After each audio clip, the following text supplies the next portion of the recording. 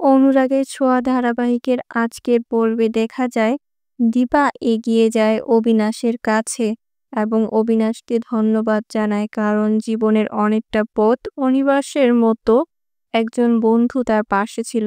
অবিনাশ ও দীপাকে বলে দীপার মতো একজন বন্ধু পাওয়া সত্যি ভাগ্যের ব্যাপার। আর অবিনাশ রূপার মাথায় হাত দিয়ে আশীর্বাদও করে। এরপরেই বলে অবিনাশ যে সূর্যের সাথে তার একটু পার্সোনাল কথা আছে। তাই সূর্যকে নিয়ে অবিনাশ বাইরে চলে যায় এবং অবিনাশ সূর্যকে বলে, ডক্টর সেনগুপ্ত, আমি এখন আপনাকে যা বলবো তা আমি ভেতরে কাউকে জানাতে চাইনি। এটা আপনার আর আমার পার্সোনাল কথা। আমি অনেকদিন ধরে অসুস্থ, আর হঠাৎ আমার ক্যান্সারের লাস্ট টেস্ট ধরা পড়েছে। তাই আমি আর কটা দিন মাত্র বাঁচবো। আমি চাই আমার চোখ দুটো দীপাকে দিয়ে যেতে। দীপা আমার খুব ভালো বন্ধু, বোনের মতো। আমি চাই আমার চোখ দিয়ে দীপা দুনিয়া দেখুক। আমি আমার এই চোখ দুটো আপনাদের ভালোবাসা দেখার জন্য রেখে যেতে চাই। অবিনাশের কথা শুনে সূর্য চমকে যায়। সূর্য চোখ দিয়ে জল পড়ে। সূর্য অবিনাশকে বোঝানোর চেষ্টা করে যে না অবিনাশ, আপনি এটা করবেন না। কিন্তু অবিনাশ সূর্যকে বলে সে তো এই দুনিয়াতে আর বেশি দিন নেই, যে কটা দিন আছে তারপর বাকিটা সময় না হয় তার চোখ দুটো দিয়ে সে পৃথিবী দেখবে, আর সেই চোখ দুটো দীপার চোখেই থাকবে।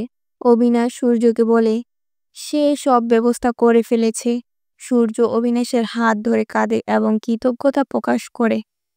অবিনাশ এখান থেকে চলে যাওয়ার পর সূর্য সবকিছুর জন্য অবাক হয়ে ভাবতে থাকে।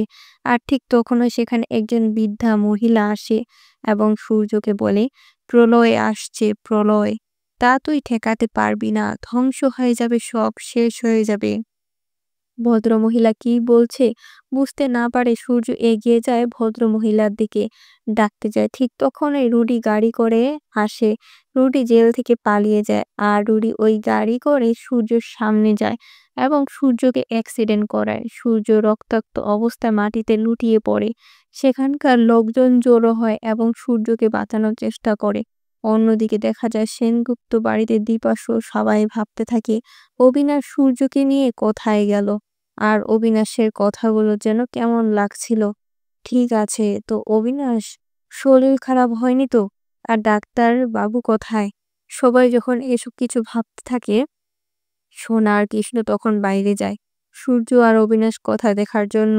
তখন সোনা দেখতে পায় অনেকগুলো লোকের ভিড়, আর তার মাঝে রক্তাক্ত হয়ে পড়ে আছে তার বাবা। সোনা তার বাবাকে ধরে কাঁদতে থাকে এবং হসপিটালে নিয়ে যাওয়ার ব্যবস্থা করে। আর উর্মিকে ফোন করে সবটা জানায় এবং উর্মিও এটা বলেই যে মাকে রূপাকে না বলতে। উর্মি তার বিশেষ করে কাউকে কিছু বলে না, কিন্তু উর্মি একাই হসপিটালে যাওয়ার জন্য বেরিয়ে পড়তে থাকে। আর দীপাকে বলে যায় আসলে অবিনাশবাবু একটু অসুস্থ তো, তাই তাদের অবিনাশবাবুকে নিয়ে হসপিটালে গেছে, আমিও যাচ্ছি। দিদি তুই চিন্তা করিস না, দীপা যেতে চাইলে দীপাকে নিয়ে যায় না। অন্যদিকে রূপাকে একা রেখে দীপাও যেতে পারছে না, কারণ রূপা খুব অসুস্থ হয়ে পড়ে।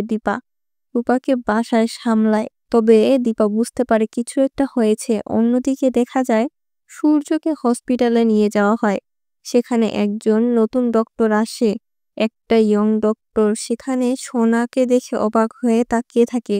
সোনা ডক্টরকে বলে, ডক্টর ডক্টর আপনি আমার বাবাকে বাঁচান, আপনার কাছে হাত জোড় করে মিনতি করছে, আপনি আমার বাবাকে বাঁচান। কৃষ্ণ এসে বলে, ডক্টর পেশেন্টের নাম সূর্য, ডক্টর সেনগুপ্ত। উনি একজন বিখ্যাত কার্ডিওলজিস্ট। আপনি উনাকে বাঁচান, উনি আমার শ্বশুর মশাই। আর উনার বন্ডে সাইন করার জন্য উনার মেয়ে এখানে আছে।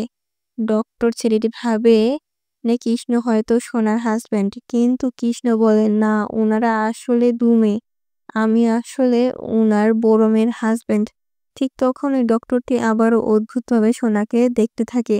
সোনা খুব ভেঙে পড়ে। সোনাকে সামলায় উর্মি। ডক্টর সূর্যের অপারেশন করে এবং ওটি থেকে বেরিয়ে জানায় যে পেশেন্ট বেঁচে আছে, কিন্তু কমায় চলে গেছে।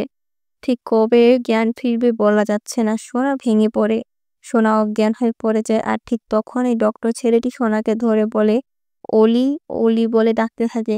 সোনার জ্ঞান ফিরে আসে এবং জ্ঞান ফিরতেই অলি নামটা শুনে অবাক হয়ে জিজ্ঞেস করে, ও অলি, অলি বলে ডাকছেন, কে আপনি? আমি তো আপনাকে চিনতে পারলাম না। ডক্টর ছেলেটি বলে, আমাকে চিনতে পারলে না? আমি আরিয়ান। শুনেই মনে পড়ে আরিয়ান তখন যারা মুম্বাইতে ছিল, আরিয়ান তখন ওই স্কুলে পড়তো। আরিয়ান অনেক বড় হয়ে গেছে। আরিয়ান ডক্টর হয়েছে। অন্যদিকে দেখা যায় রুডি পালিয়ে যায়। কিন্তু ওই সেনগুপ্ত বাড়িতে ঢুকে পড়ে এবং রূপাকে যখন দীপা ঘুম পাড়াতে থাকে তখন ওই ঘরের মধ্যে ঢুকে। আর ঘরের মধ্যে ঢুকে দীপা সেটা বুঝতে পারে কেউ একজন ঢুকেছে। কিছুক্ষণ পরেই রুডি যখন হাসতে থাকে দীপা তখন চিৎকার করে বলে, রুডি। রূপার ঘুম ভেঙে যায়। রূপাও রুডিকে দেখে চমকে যায় আর রুডি রূপার হাত পা সবকিছু বেঁধে ফেলে। আর ঠিক সেই সময় দীপা ঘরে লাইটটা বন্ধ করে দেয় রুডিকে ধরার জন্য। রুডি যতই জ্বালাকি করুক না কেন রুডি কোনো মতেই পায় না। দীপা রুদ্রমূর্তি নেয় ওই দৃষ্টিহীন অবস্থায় অন্যদিকে রূপাকে বেঁধে বিছানার উপর ফেলে দেয় রুডি। রুডি রূপাকে বলতে থাকে, আগে তোর মাকে মারবো, তারপর তুই মরবি। তোর মা যে মরছে সেটা তুই নিজের চোখের সামনে দেখতে পাবি। তবে হঠাৎ রুমের লাইটটা বন্ধ করে দেওয়ায় রুডি কিন্তু আর কোনো কিছু সেভাবে বুঝে উঠতে পারে না। কিছুক্ষণ পরেই দীপা একটা বন্দুক নিয়ে রুডির সামনে এসে দাঁড়ায়। রুডিকে বলে, ক্ষমা চা বলছি, নয়তো এক্ষণে তোর দিন শেষ। রুডি ক্ষমা চায় না, ভেবে নেয় এই অন্ধ মহিলাটি তার কি এমন ক্ষতি করবে। অপরদিকে দেখা যায় যে পুলিশ অফিসার অবিনাশকে ফোন করে জানায়, স্যার, ওই কুন্তলা রুডি নিয়ে যাওয়ার সময় কুন্তলা আমরা জেলে ভরতে পারলেও রুডি পালিয়ে গেছে।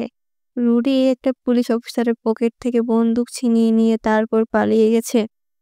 অবিনাশ বুঝতে পারে রুডি পালিয়ে সেনগুপ্ত বাড়িতেই যাবে। অবিনাশ ওই অফিসারকে বলে যে করেই হোক আপনি সেনগুপ্ত বাড়িতে ফোর্স পাঠানোর ব্যবস্থা করুন। এই রুডি সেনগুপ্ত বাড়িতে গেছে, যে করেই হোক ওনাদেরকে বাঁচাতে হবে। অবিনাশ ফোর্স নিয়ে বেরিয়ে পড়ে। অন্যদিকে দীপা বন্দুক তাক করে থাকে ওই রুডির দিকে। সেনগুপ্ত বাড়িতে কি হচ্ছে না হচ্ছে এইদিকে থাকা সোনা কিছুই বুঝতে পারে না। তো বন্ধুরা, তোমরা এটাই চাও যে রুডিকে যেন এবার শেষ করেই ছাড়ে দীপা? কমেন্ট করে জানাতে ভুলো না।